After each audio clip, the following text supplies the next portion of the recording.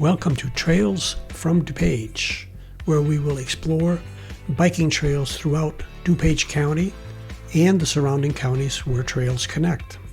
The heart of the trail system in DuPage County is the Illinois Prairie Path.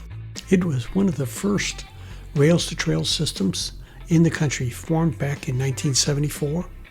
It runs on the right-of-way formerly used by the Aurora-Elgin Railroad, which serviced communities along the Fox River with downtown Chicago. In this episode, we're going to look at a 30-mile loop that goes out to the Fox River and returns via a different route back to Herrick Lake. While you can park anywhere along this 30-mile loop, I'm going to use Herrick Lake as the base from which we start and to which we return. You can find parking at Herrick Lake in one of the two parking lots, one off of Herrick Road and the other off of Butterfield Road.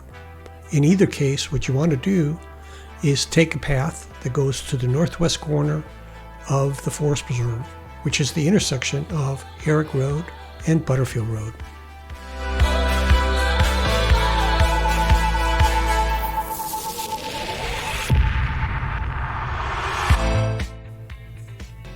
We start by riding parallel to Butterfield Road. On the other side of Butterfield Road is St. James Farm, and we will come to a tunnel that goes under Butterfield Road. This is the official start of the Illinois Prairie Path for us. St. James Farm could be a nice day trip in of itself. It has plenty of trails. There is an equestrian center and old farm buildings belonging to the McCormick family. When you cross Winfield Road, Blackwell Forest Preserve is just kitty corner across Butterfield Road. There's plenty of trails in there, fishing as well as boating. Even camping can be done in there. Now the path swings a little bit away from Butterfield Road while it's still going parallel to Butterfield. And although these pictures were shot earlier in the year before all of the leaves came out, you can see that it's a covered trail, so during the summer months, there's plenty of shade. Just before Warrenville, you cross the west branch of the DuPage River. In Warrenville, at the intersection of Batavia and Butterfield Road, there is a branch that runs up along Batavia Road through Fermi Lab and out to Batavia. However, due to the pandemic, it's currently closed to the public. Perhaps when the pandemic is over, this will be reopened, as there are some other sights to see there, like the bisons and the buildings themselves at Fermi Lab. After Warrenville, the path no longer follows Butterfield Road. Instead, it takes a more southwesterly route towards I-88. When you reach Route 59, there's an underpass. It's recommended that you dismount your bike and walk through there, as it's a very narrow passage, and you could not pass anybody coming in the opposite direction. A bridge over Ferry Road comes soon after you exit the tunnel under 59, so you have to climb a little bit of a hill here.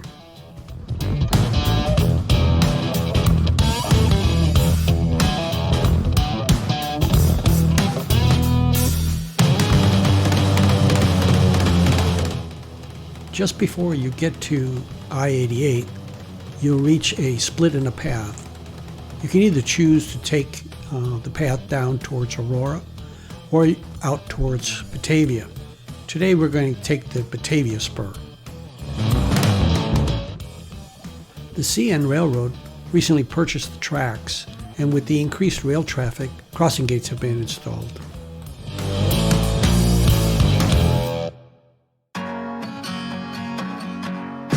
At Eola Road, take the path to the left, which leads to an underpass under Eola Road.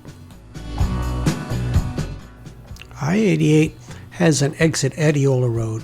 When you get to the traffic light, you need to be careful. Drivers do not always check to their right to see if there's any traffic crossing, such as bicyclists or pedestrians.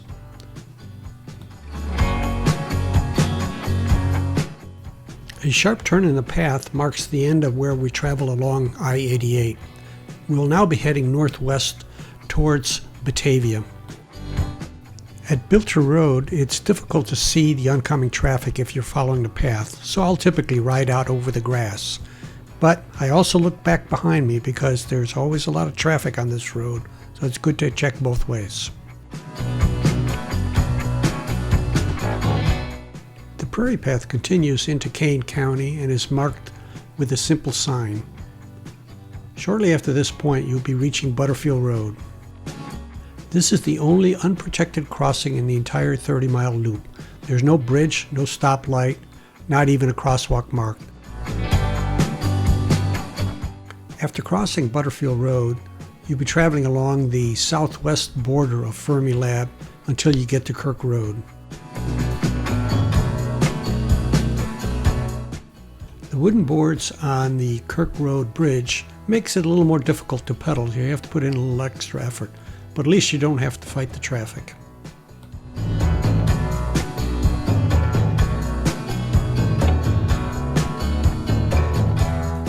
Up until now, we've been traveling on crushed limestone, which is basically what the path is in DuPage County. But at Wagner Road, the trail becomes paved, and it stays paved until we re-enter DuPage County. You'll be tempted to pick up speed as the trail slopes slightly downward, and with the pavement making it easier to pedal. But you have 2 more crossings before the end of the Illinois Prairie Path, so do slow down at each of these streets. One is a larger street and one is a smaller street, but both have traffic on them. At Hart Road, you'll notice that the trail starts to slope a little more downward. You're entering the Fox River Valley at this point. And when we get to the Fox River, you will no longer be traveling on the Illinois Prairie Path for a while. Instead, we will meet up with the Fox River Trail, which will take us northward to Batavia and Geneva. This junction comes right after you pass under Route 25.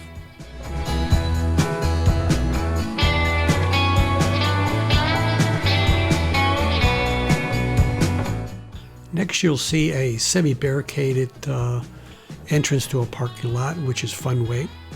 You can either travel the path around Funway, or as I usually do, go through the gates and through the parking lot. Funway is an entertainment center where they have bumper boats and go-karts on the outside.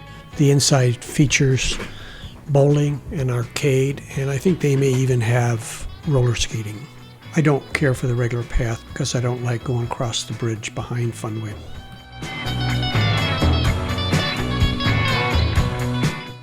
You'll travel through the VFW property, and shortly after that you'll have an opportunity to go over to the west side. The turnoff to the west side is by the parking lot near the skate park. It makes a sharp turn to the left and then a right turn onto a bridge. You should be very careful getting onto the bridge, slow down, especially in the early morning. If there's dew on the wooden boards, you could lose traction. Now you'll cross 3 bridges here, and after passing the first bridge, you'll be on what's called Clark Island.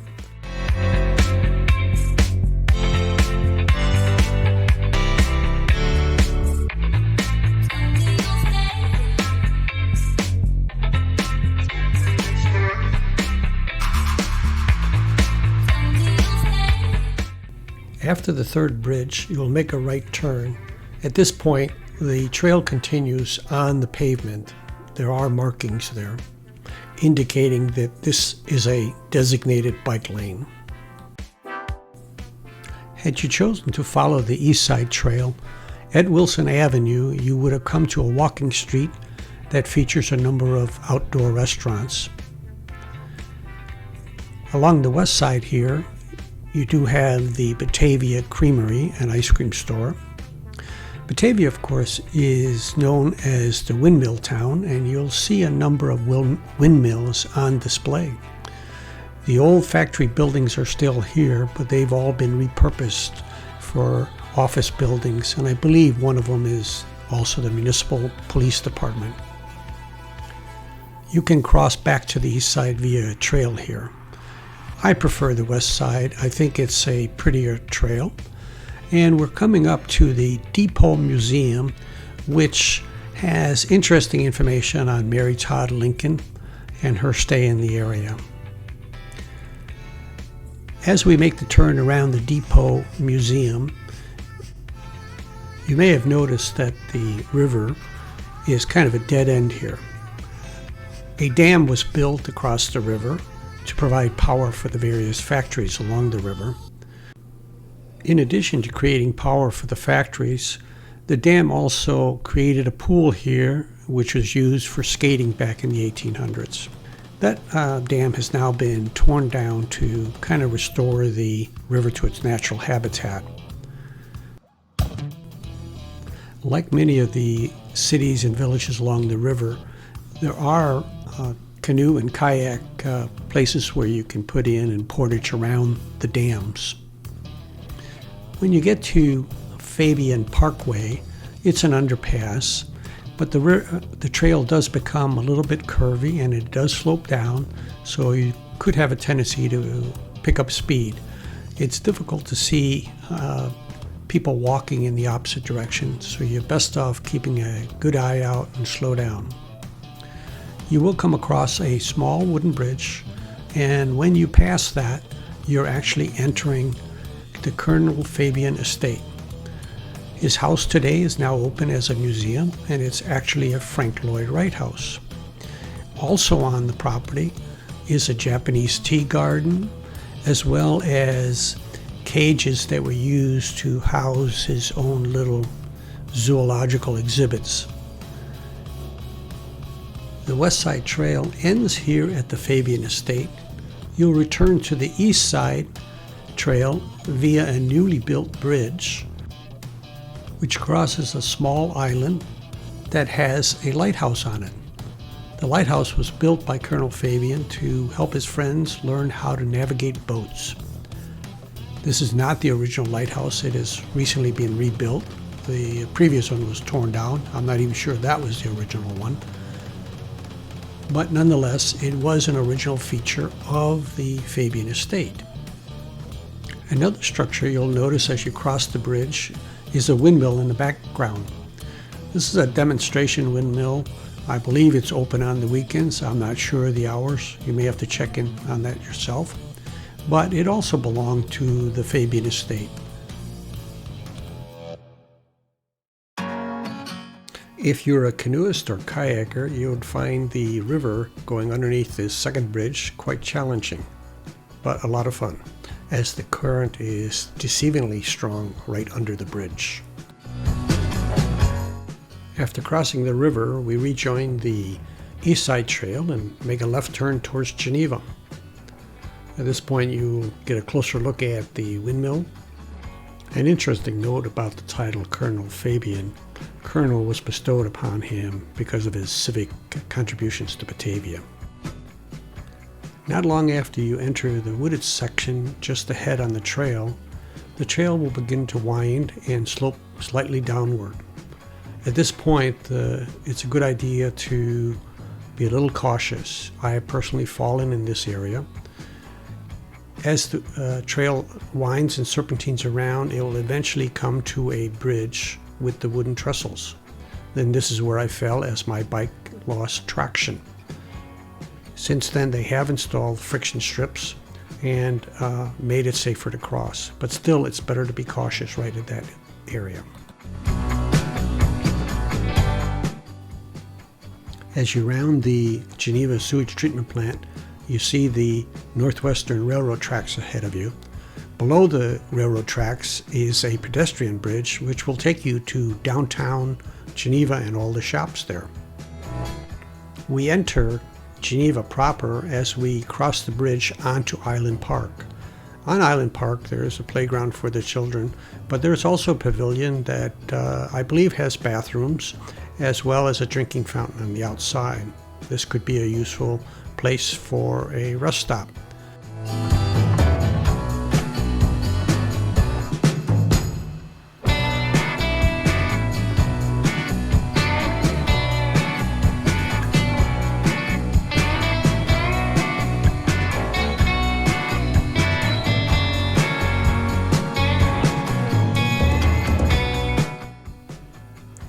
perhaps you're in need of something more than just a drinking fountain, you'll exit Island Park via a newly built bridge, and then you'll pass under Roosevelt Road. Immediately after this underpass, there is a bicycle shop on the right, as well as an ice cream parlor associated with the bicycle shop. It's also located at a small park with some monuments and so forth that you can stop and view.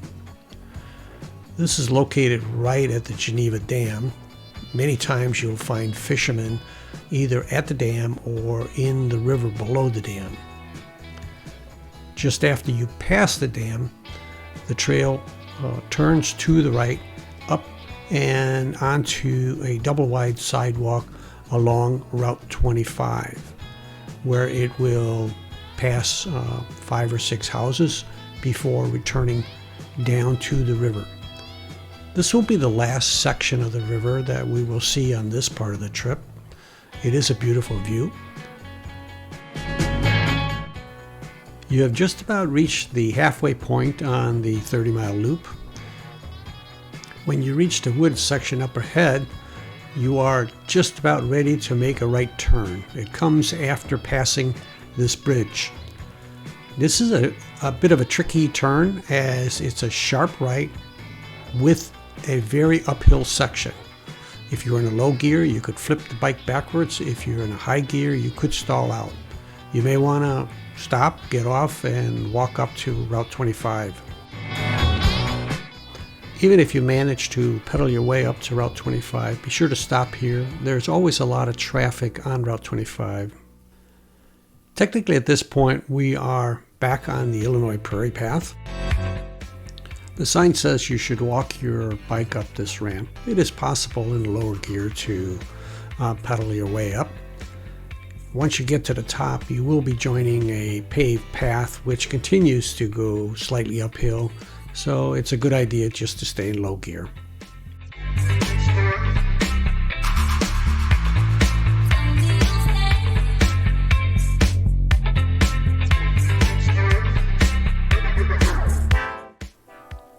I enjoyed the ride along this part of the trail. There's a cemetery on the left and a ravine on the right. For the most part, there is a fence. The fence, however, stops just before you come to a blind curve, which goes uphill. You can't tell whether there's any oncoming traffic, and if there is, they could force you into the ravine. So it's a good idea to take your time going up this stretch and enjoy the view. After you've crossed over the ravine with a small creek at the bottom, the trail exits out on the street. The path is actually continuing on a double-wide sidewalk, although I usually stay on the street until I get up to East Side Drive. There's plenty of traffic on East Side Drive, so I prefer to stay on the sidewalk. A double-wide sidewalk does indicate that it's a combination bicycle path and pedestrian walk. You'll continue past the park where Geneva celebrates its Swedish days, but shortly after that, the trail takes a sharp turn to the left, and it's a kind of an uphill climb as you work your way out of the Fox River Valley up towards Kirk Road. At Kirk Road, you will find a pedestrian crossing light that you can activate simply by pushing a button.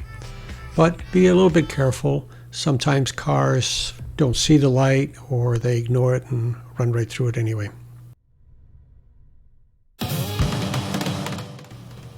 Take your time to enjoy the trail here, as you will soon be crossing back into DuPage County.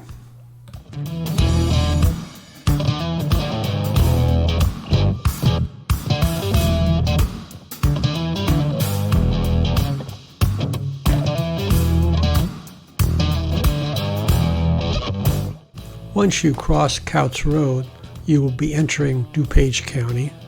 There is a small sign that indicates that you're in DuPage County, but more likely you're going to notice you're back on the Limestone Trail. Pedaling is a little bit harder, but it's still enjoyable as you pass through the Prairie Landing Golf Course. Here the trail winds its way around DuPage County Airport. At about Mile 18.6, you're at the end of the runway for DuPage County Airport, where you could actually stand and watch the planes land and take off.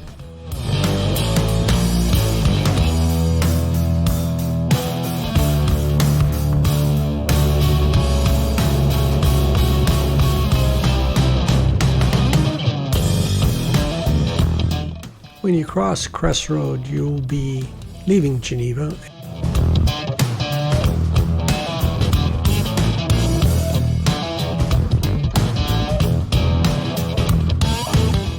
When you climb this small hill and cross the bridge, you'll be entering into West Chicago, formerly known as Turner Junction. This is where a number of railroads come together. Anybody interested in train spotting, this is a good place for them to stand and look at the rail yard operations when trains are moving through here. Riding the trails in the early spring and summer, it's inevitable that you're going to run across trail maintenance. There are crews out trimming the trees below the power lines as well as along the trails. Unfortunately, sometimes they don't do a very good job cleaning up after themselves. There's a lot of buckthorn, and I've personally had a flat tire running over thorns left on the trail. So just take your time and make sure you don't run over any branches or twigs at this point. The trail through West Chicago is not very good. I'll show you the official path as well as the route that I take. I tend to stay on the road, but here we'll show you in the upper left-hand corner the street way and in the lower right-hand corner the official trail. The trail passes through a bunch of alleys and parking lots and so forth. And in this section right now, you can see that it's been blocked because there's standing water on the trail, and that's been there for over a year. I'm not sure why they won't bother fixing that. Meanwhile, while you're traveling on Fremont Street, it's a little used roadway, and it's quite suitable for riding your bike right on the roadway.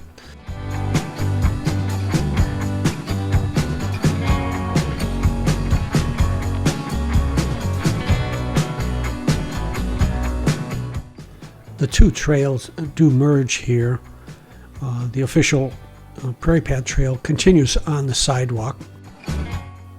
Just before you get to the fire station at the next block, there is signage that directs you to make a right turn on the sidewalk for the Prairie Path, and then a left turn. It sends you down the parking lot and the alleyway behind the fire station. Again, it's much simpler to just simply stay on Fremont Street.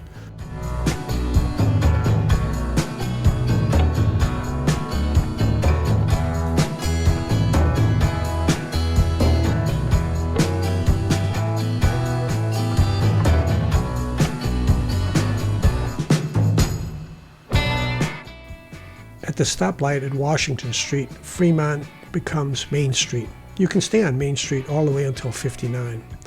The path continues behind the businesses, so you don't really get the benefit of looking at the stores.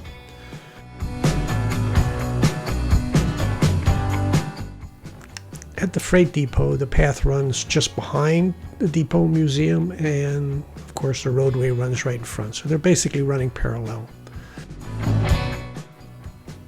You'll soon pass a scale model of a steam engine. It's worthwhile to stop and take a look at that. As Main Street starts to rise up to meet Wilson, which is a road that passes over the railroad tracks. This is the only section where the path is a little easier than traveling on the roadway. As it travels underneath Wilson Avenue, you don't have to climb that hill. However, the official path does meet up with the roadway just the other side of the light at Wilson. You could, of course, cut through the parking lot, the commuter parking lot, and merge out with the roadway further down. As I said, the official path is the sidewalk here, and it stays the sidewalk for a ways. I prefer to stay on the roadway, and if the light changes, I try to position myself in the center lane so I don't get hit by the traffic turning right. After Route 59, the official path is still the sidewalk between Route 59 and Prince Crossing Road. If there's not a lot of traffic going down Main Street at this point, it's better to stay on the roadway. Not all of the sidewalk is a double wide, making it a little more difficult to ride on. Be careful of the cross traffic at Prince Crossing Road, as it does not have to stop. It's best to come to a full stop. Check both ways before you proceed across to the trail.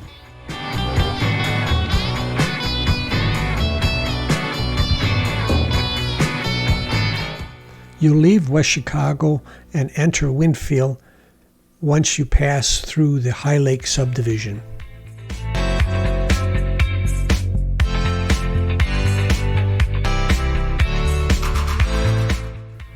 The trail makes a left turn at the plaque for the Winfield Mounds. It's worthwhile to stop and read this historic plaque. It talks about the evidence of the earliest human activity in the area, which precedes the arrival of Native Americans.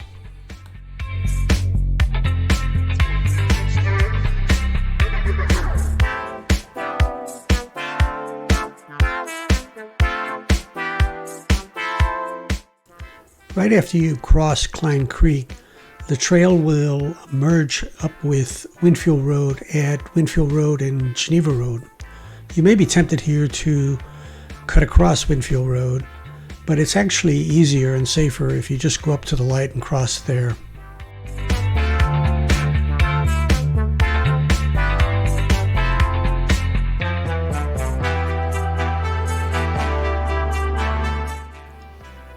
You'll travel next to Geneva Road towards County Farm Road, and at that intersection you'll find a small shopping center with restaurants and other places where you can get refreshments. In addition to that, right after County Farm Road, there is a drinking fountain. At this point, we're about 2.5 miles out from downtown Wheaton. We're leaving Winfield and entering the Wheaton area. If you ride this trail as I do without stopping, you'll notice the slight incline in the trail at this point until you get to Pleasant Hill Road.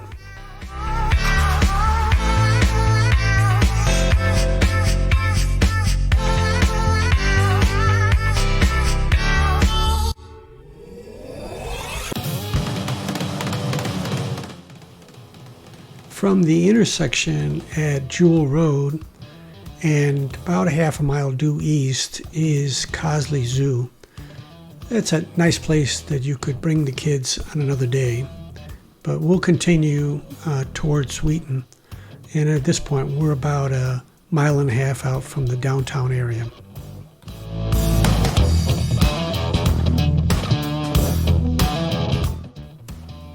This is a nice but busy section of the trail. From this point here, it slopes slightly downward, so it's easy riding. Along the way, you'll pass by Lincoln Marsh, which is a terrific stop if you enjoy nature areas. They have a viewing area as well as access to the wood chip trail in there. There are plenty of drinking fountains along this stretch. There was one up there at County Farm Road.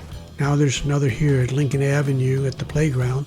And just 1/2 mile further on we'll be in the downtown area, and there's another drinking fountain.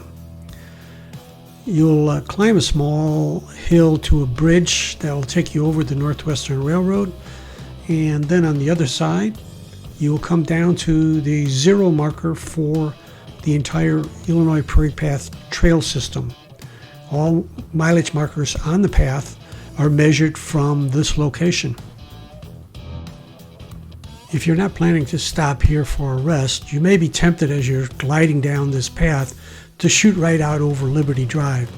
That could be a little bit dangerous. There's always a lot of traffic on Liberty Drive, so it's best to slow down and take stock of what cross traffic there is before crossing. From here to Roosevelt Road, I prefer traveling on the pavement on Carlton Avenue rather than the official trail. When you reach Roosevelt Road, you may get lucky and see the green light as shown here. There is a countdown timer on the opposite side. This can help you decide whether it's worth giving it an extra push to try to get across or just wait for the next green light.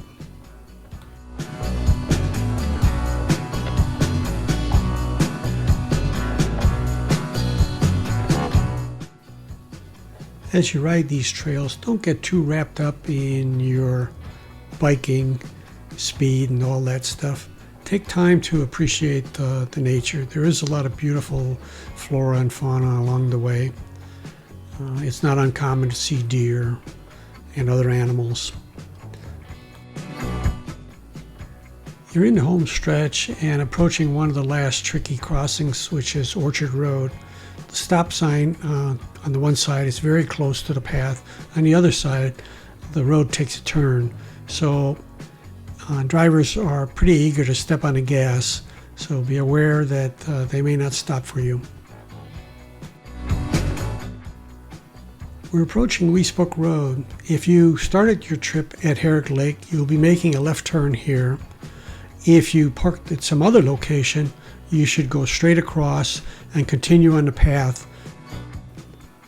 The path to Herrick Lake is the double sidewalk. I prefer traveling on the pavement at this point. And again, if you parked at some other location, note the map now that the yellow line indicates the stretch that you should be taking. Taking that path will eventually bring you to the tunnel that will take you under Butterfield and join the trail that we showed you in the beginning of the video. Your 30-mile journey ends at the stoplight.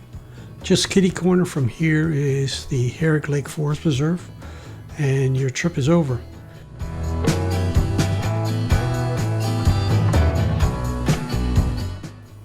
If you enjoyed this video, please click the like and subscribe buttons down below. Likewise, if you have any comments or suggestions, please leave your comments in the section below.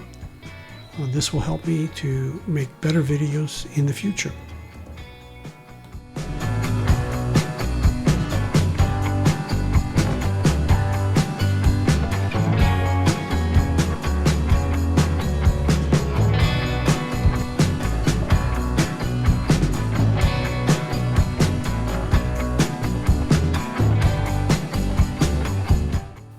Thanks again for watching this video. May the wind be in your back, and may we meet someday on the trail.